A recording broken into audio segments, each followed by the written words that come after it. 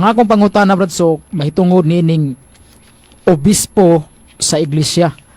Kay naamang gud sa Biblia bradsok sa unang Timoteo kapitulo 3 bersikulo 1 nga ang gusto mahimong obispo sa simbahan kinahanglan usaray asawa. Gisgutan diri bradsok nga ang obispo gyud di ay sa simbahan usaray asawa. Unya ang akong pangutana bradsok kini nga to ang obispo bradsok sa atong simbahan bradsok nganong wa man ni asawa bradsok. Kuha man ni sila kanang silibato man ni dili man ni minyo. Ang akong pangutana bradsok nganong ang obispo sa Biblia dunay asawa unya sa tua na may kanang wa may asawa. Palihog kog patinawan ni bradsok. Ang historical fact sa Santa Iglesia Katolika siyang unang mga adlaw, doon ay mga gitawag si Ginoo nga mga magidiyos nun, malagaron, mapobsanon, nga mga lalaki, nga minyo ng daan. Sama sa mga apostoles, San Pedro minyo man.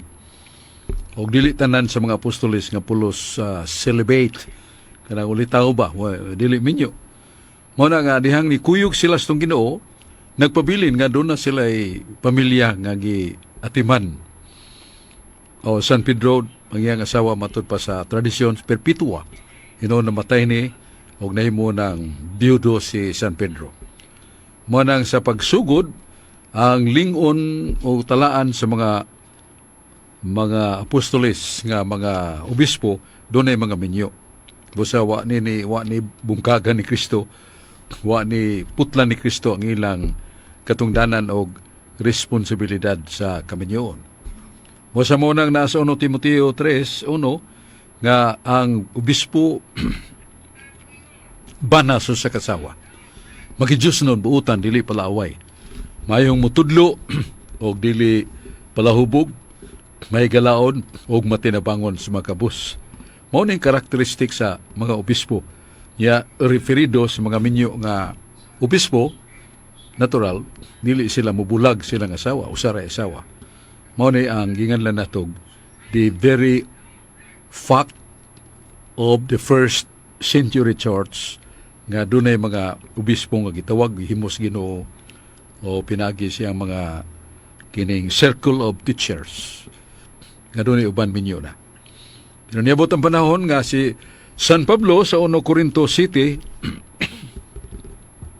nga to sa 9 nga ningon siya nga mayo unta sa mga lalaki o mga babae nga dili minyo, magpabilin sila nga dili minyo.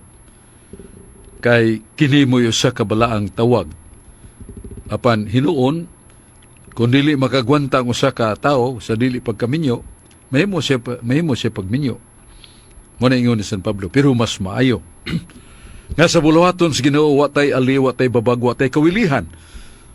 Di ta mawili sa pag-adto sa mga dapit nga hilan dunay mga peligro, dunay persecution nga muadto ang usa ka misyonero nga way gilingi, way gikawilihan nga pamilya. Mao na niingon si San Pablo, kung magbinyo ka maayo na. Pero kung mo pili ka sa pagkadili minyo, sa pag-alagad si Ginoo kini labi pang maayo.